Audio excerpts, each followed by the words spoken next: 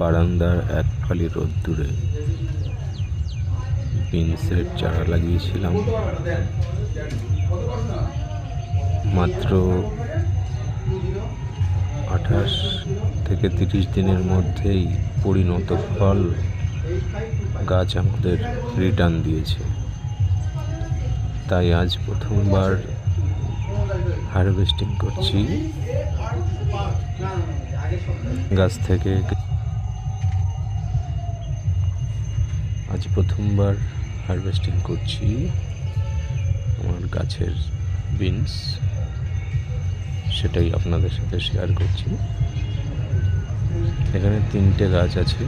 বারান্দার এক ফালি রোদ্দুরে আমি গাছ 3টি লাগিয়েছিলাম।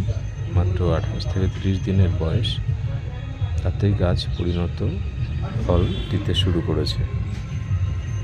এবং দেখুন কত সুন্দরভাবে ফলগুলো কালেক্ট করা হচ্ছে। খুবই